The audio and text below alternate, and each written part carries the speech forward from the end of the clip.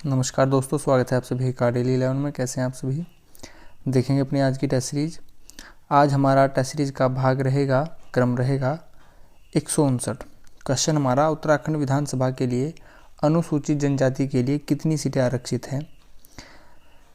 जानेंगे इसका आंसर दोस्तों। शुरू करते हैं बिना किसी देरी के, क्योंकि आप सभी जानते हैं समय ही सब कुछ है। पहला क्वेश्चन, उत्तराखंड में निम्नांकित में से कौन सा नगर ताम्र नगरी के रूप में जाना जाता है। करेक्ट आंसर होगा अल्मोड़ा। उत्तरकाशी नगर का प्राचीन नाम क्या है। बाड़ाहाट। अगर यहाँ पर पौराणिक नाम पूछा जाता फिर हो जाएगा आंसर सौम्यकाशी। उत्तराखंड का राज्य पुष्प है। आप सभी जानते हैं, सरल से प्रश्न है, ब्रह्मकमल। उत्तराखंड के निम्नलिखित में से किस मेले में पाषाण युद्ध की परंपरा प्रचलित है। यह देवीधुरा का मेला है, चंपावत में लगता है और यह रक्षाबंधन के दिवस पर लगता है। यह तथ्य याद रखिएगा। निम्नलिखित में से कौन उत्तराखंड का राज्य पशु है। राज्य पशु है कस्तूरी मृग। ऑप्शन सी करेक्ट आंसर रहेगा। नेक्स्ट, शारदा कैनाल सिस्टम किस नदी पर बनाया गया है। दोस्तों, शारदा नाम किसका है। काली नदी का। ऑप्शन बी करेक्ट आंसर रहेगा। सबसे बड़ी नदी है, 252 किलोमीटर। भागीरथी 205, अलकनंदा 195, यमुना 136। अगर बात करें पूरे भारत में तो 1384 किलोमीटर। मौलाराम चित्र संग्रहालय कहाँ स्थित है। श्रीनगर पौड़ी गढ़वाल। सूची का मिलान करना है, मेला और जनपद लिखे हैं, देखते हैं। झंडा मेला कहाँ पर लगता है दोस्तों। देहरादून। कुंभ अर्धकुंभ हरिद्वार। गोचर मेला चमोली। सोमनाथ मेला अल्मोड़ा। ठीक है, आप कूट का मिलान स्वयं कर लीजिएगा।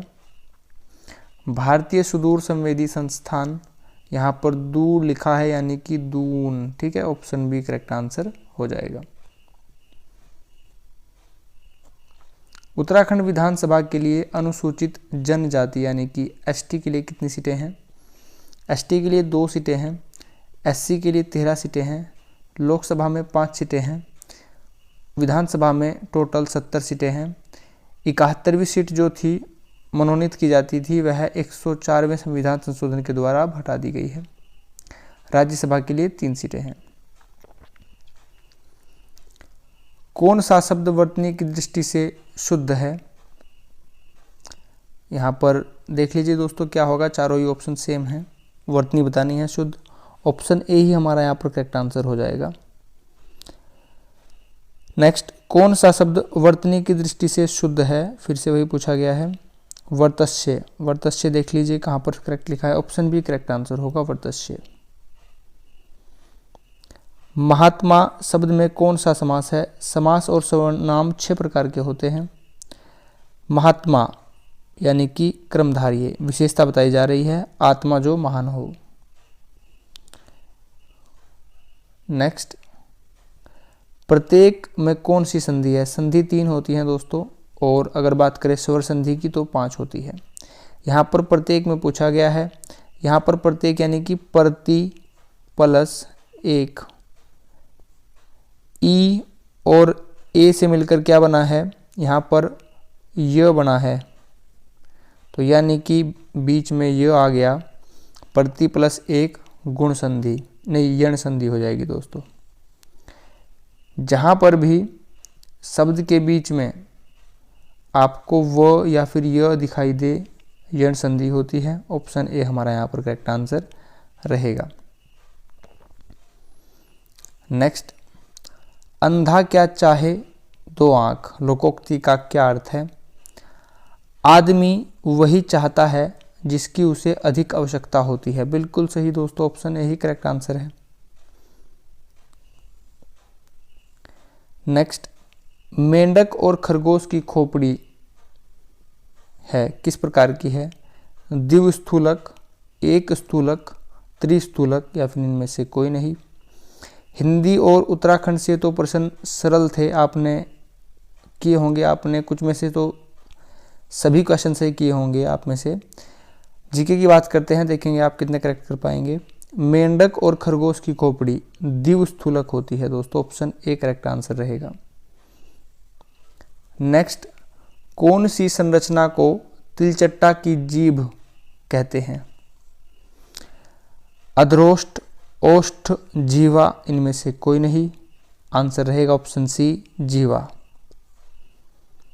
नेक्स्ट, निम्न में से किसे पायसी कारक कहते हैं?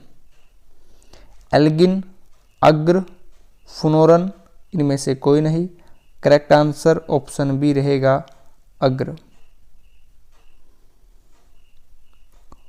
उत्तर भारतीय पठारों पर बार बार बाढ़ आने का क्या कारण है? इंपॉर्टेंट क्वेश्चन है।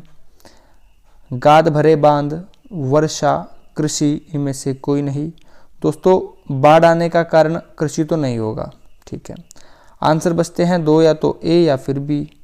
आप में से 50% छात्र कहेंगे, 50 क्या ज़्यादा ही कहेंगे, 70% कहेंगे सर आंसर हो सकता है बी, बाढ़ क्यों आएगी? वर्षा से। लेकिन नहीं दोस्तों, हमारा आंसर होगा यहाँ पर गाद भरे बांध। जो डैम होते हैं उनमें सिल्ट जमा हो जाती है, उसी के कारण फिर बांध का स्तर बढ़ जाता है और बाढ़ आती है। सिलेजिनेला और फ्यूनेरिया में किस तरह से अलग है, किस तरह का भेद होता है? ऑप्शन ए गतिशील शुक्राणु, अच्छा विकसित संवहन तंत्र, स्वतंत्र गंतुकधारी, डी में से कोई नहीं। हमारा यहाँ पर करेक्ट आंसर रहेगा ऑप्शन सी स्वतंत्र गंतुधारिक। ऑप्शन सी करेक्ट आंसर रहेगा। नीली क्रांति किसे कहते हैं? आंसर आप जानते होंगे, मत्स्य क्षेत्र। मत्स्य एक संस्कृत शब्द है, तत्सम शब्द है। अगर आप इसका तद्भव बनाएंगे तो तद्भव शब्द क्या होगा इसका? मछली। मत्स्य, अगर पुराण की बात करें, मत्स्य पुराण सबसे प्राचीन पुराण है और पुराणों की संख्या 18 है। उपनिषद 108 होते हैं, संस्कार 16 होते हैं। गुलाब के पुष्प की पंखुड़ियों का रंग लाल किसकी उपस्थिति के कारण होता है? Chlorophyll, acetic acid, citric acid, xanthophyll.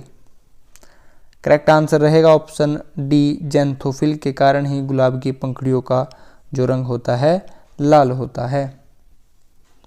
Next, वनस्पति की आयु किससे पता लगाई जा सकती है? इंपॉर्टेंट क्वेश्चन है, आंसर आप जानते होंगे।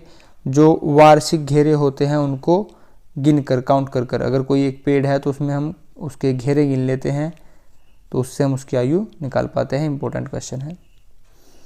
नेक्स्ट, हमारा सेकंड लास्ट क्वेश्चन है, रीजनिंग से क्वेश्चन है। आप यहाँ पर 2 मिनट का समय ले सकते हैं और आंसर बताइए क्या करेक्ट आंसर होगा।